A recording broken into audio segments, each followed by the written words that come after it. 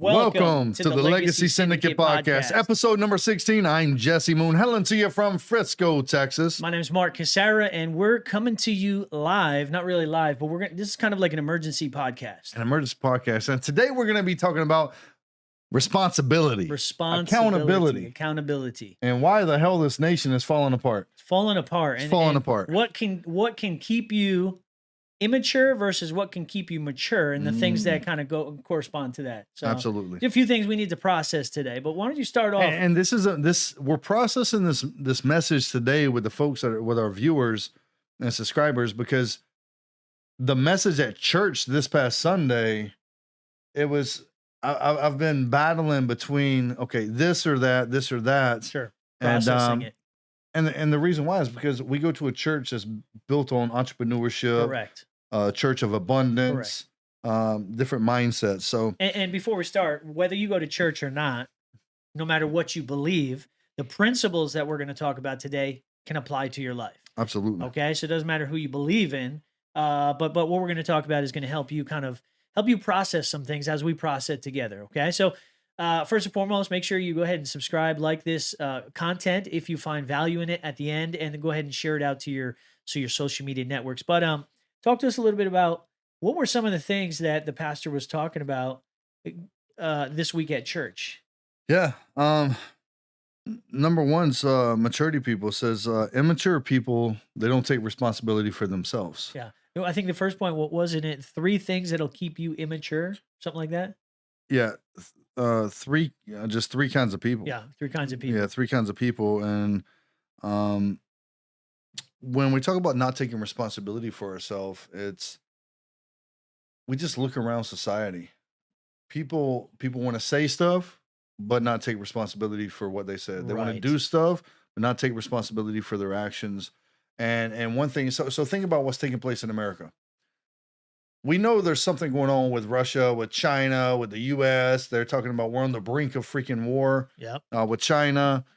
Do you know how many China immigrants are getting in from the Mexican border? Like I'm talking military age China immigrants are coming through our borders. Oh yeah. Okay. Hundreds of thousands. So they're demasculinizing our men. They're trying to take our arms away for what? Another country to freaking invade us? Right. We used to pride ourselves, and you may still think that we're the greatest nation in the world, or should I say the strongest military in the world.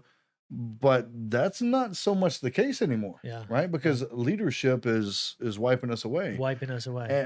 And it's our responsibility. If you live in America and you truly believe it's the land of the free, the home of the brave, and it's the greatest nation in the world, you have a direct responsibility to speak up, to say something, to stand up for what you believe in, not just sit back and let people do with our country what you please, unless you want to be a country that's dominated by another nation. Correct. Because a lack of responsibility and accountability will lead to that. Oh, absolutely. Ray Dalio recently came out and said, we are so close to a war with China that China is on the brink of war, and there's no more talking room. And for those of you who don't know, he has some big ties with China. He's been doing business with China for decades.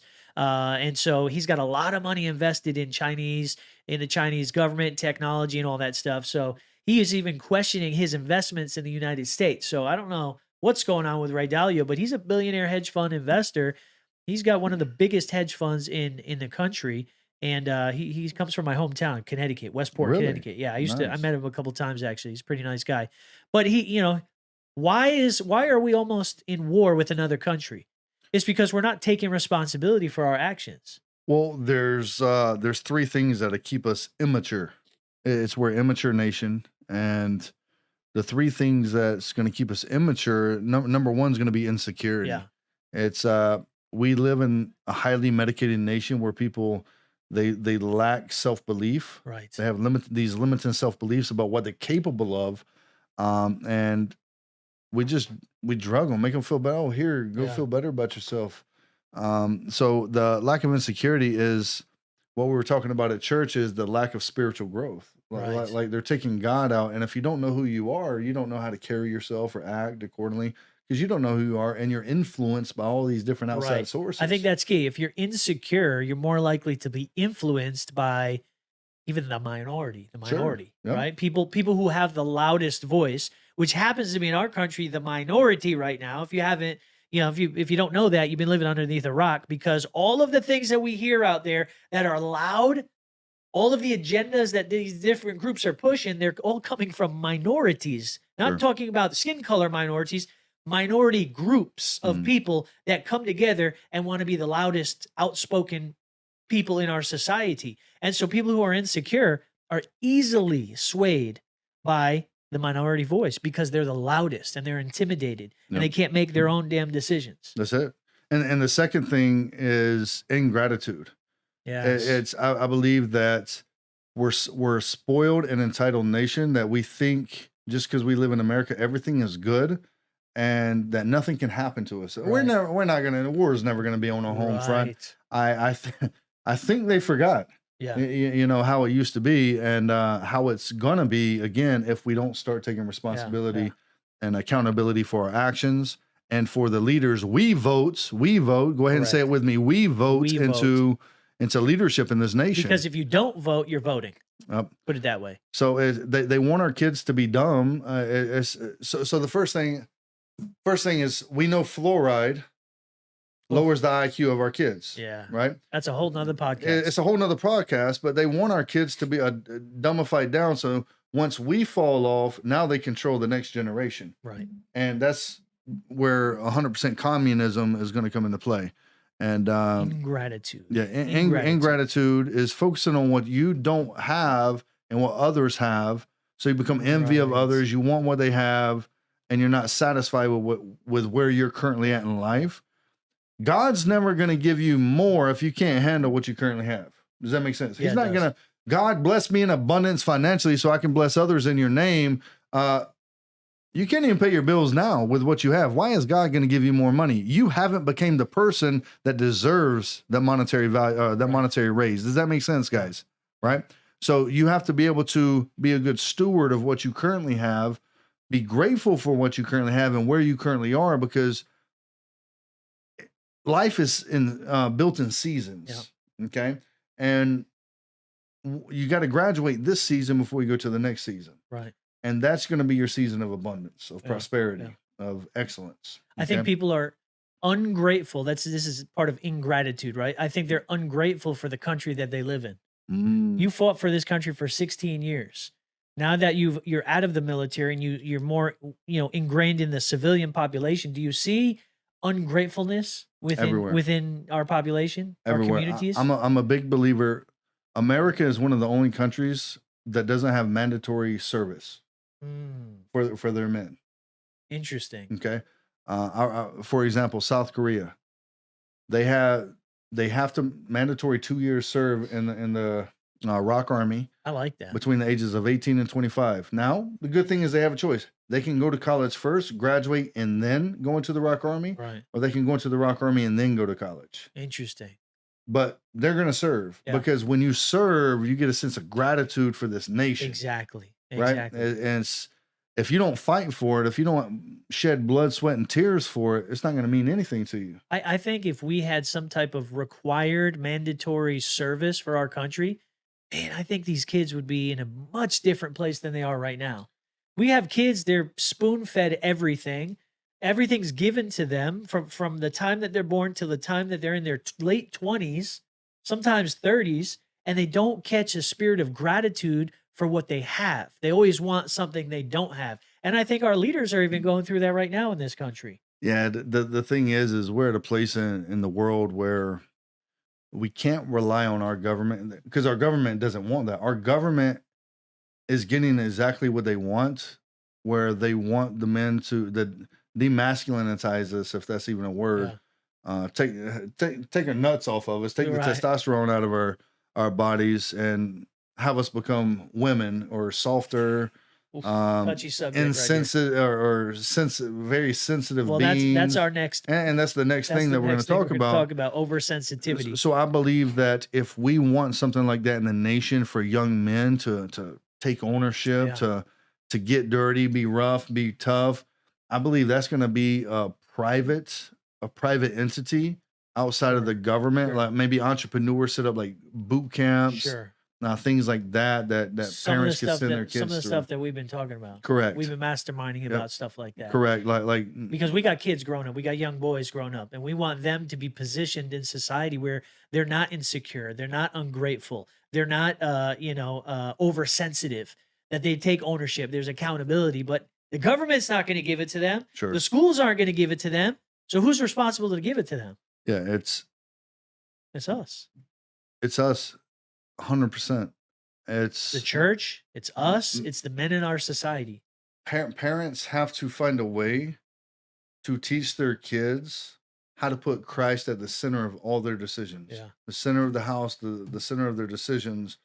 Because if God's not at the center of it, center of their life, the center of their school, the center of their business, the center of their thoughts, to occupy their mental real estate, right, then something else is going to influence them. In other words, if they're not living for something greater and bigger than themselves, they're always going to be in that place of insecurity, ingratitude, and oversensitivity. Correct. And this is what we're talking about. It says not dealing with the spirit of defense, which is actually a sin, is being offended. Yeah, being offended. It's like, when do we start getting offended, man? Like, everybody gets offended at everything. Because in the Bible it's written that if you, and please quote me if I'm wrong, or correct me if I'm wrong, a person who doesn't like correction is a fool. Oh, absolutely. Yeah. It's in Proverbs. A person who doesn't like to be corrected is a freaking fool. Absolutely. Yeah. So people get offended when you're correct. Hey, you can do it better like this. Would you like a suggestion? Yes, I would like a suggestion. Well, I'm processing what you just went through. This is how it can be done better. And then they get sensitive. That's what we call snowflakes in our society right now. Snowflakes are people who freak out because somebody tells them they're doing something wrong or they're not doing something the right way, and they freak out and want to lose their, you know what? And here's the crazy thing is, our pastor says something. He said that churches are a center for spiritual disease. Yeah. Because they're teaching people how to be sensitive. Sure. Because it's you got some people that preach based on what the congregation wants to hear, and then you got some pastors that's preaching the word based on what God's given them, not what the because we're going to church nowadays.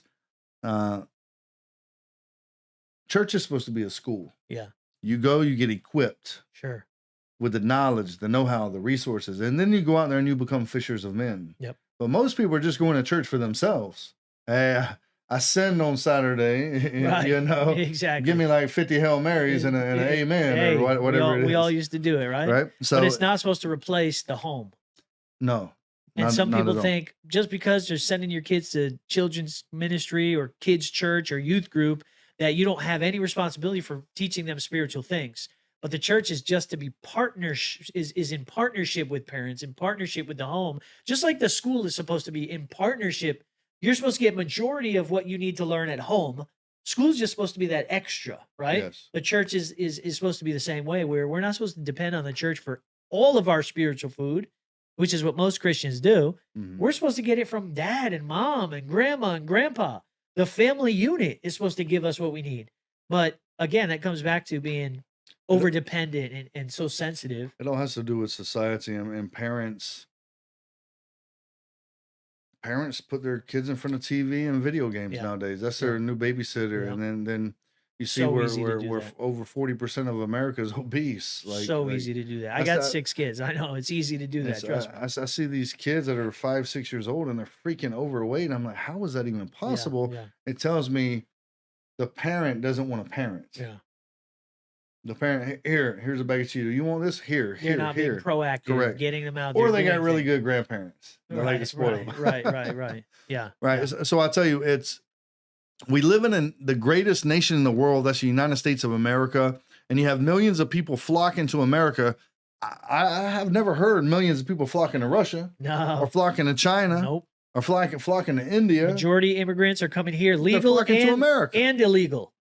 Hundreds of thousands of people coming here every single day because they're trying to escape where they're currently at to get something better. and they're coming to America. They're not going to Europe, and they're not going to, to Asia, and they're not going to all these different places. They're coming here to America because America is the best country in the entire world. And I don't just say that because I live here. I say that because of the statistics, because of what we are experiencing right now. There's more freedom here than in any other country. Entrepreneurship abounds here in this country. Capitalism abounds here in this country. Free enterprise, what we stand for, abounds here in this country. Yes. Even though sometimes we don't like the crap that these dang politicians do and some of the laws and the things that come out, you got to take the good, spit out the bad, right? Absolutely. But we live in the best nation in the entire world. That's it. And we got to make it the best. So we got to make it great again. We do. And the only way we do that is through leadership at the top and have the leaders be in alignment with the top leadership. Yeah. Okay. And work, like we call it bottom-up leadership. So it starts with us, though. Starts with us. And we got to vote in the right people. We can't wait until somebody else gives it to us. We can't wait till somebody else is vocal or says, hey, this is how we're going to do it. No, we have to start doing it, and it will create a wave of other people. So I think that comes down to ownership, too, though. Correct. It's extreme ownership, like in Jocko's book, Extreme Ownership. And I'll tell you guys, listen, we're creating a tribe here, guys. We're creating a tribe of strong men that are ready to lead a nation to battle if it comes to that, guys. But we build our life on the foundations of Christ, our business on the foundations of Christ. And we want to create a tribe of strong men, like kingmakers, right? That go out there, and we're that beacon of hope for a better tomorrow. We're that lighthouse throughout the communities. And we're sending that beacon. Hey, there might be a storm out there in the big old world, but here's the lighthouse. This is that beacon of hope for a better tomorrow, and it's going to overcome all the fear that you're facing right now. Now, so if you're looking for a place to be surrounded by strong men, strong leaders, strong entrepreneurs, strong business owners, then hey, you might have found your tribe, guys. Yeah. Right. But I think that's a wrap. It's just we wanted to talk about that a little bit. There's something that was pressing on our heart pretty heavy. Yeah, and the conversation's still not over, right? We're still fleshing it out, but we felt like it was important to get this out to you guys so that you can start to flesh it out yourself. Think about what we said. Drop some comments. Let us know what your thoughts are. Let us know what your opinion is. Whether you agree, disagree, thumbs up, thumbs down, doesn't matter. Be actively engaged in this community. Share it with your friends. Post it on your wall. Say, hey, check out what these guys are saying. I don't necessarily agree, or I agree. But get it out there, because if we're going to get this word out to more people, we need you guys. We need you guys. We need the community to help us out. Absolutely. That sound like a plan, right? That's it, brother, man. Awesome, man. We got a Facebook group, Legacy Syndicate. Feel free to join the Facebook group and let us know you want to be a part of that community. We got some big things planned. Big things planned. Big things popping. We got some men's events that we're starting to dabble, think about in our heads, and I don't want to give all the juice right now, but there's some big things happening. Absolutely. Right?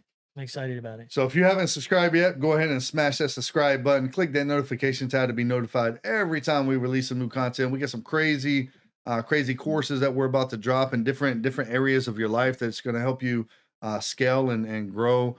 But with that being said, guys, until the next episode. We'll see you in the next one. God bless. That's it. God bless. Take it easy.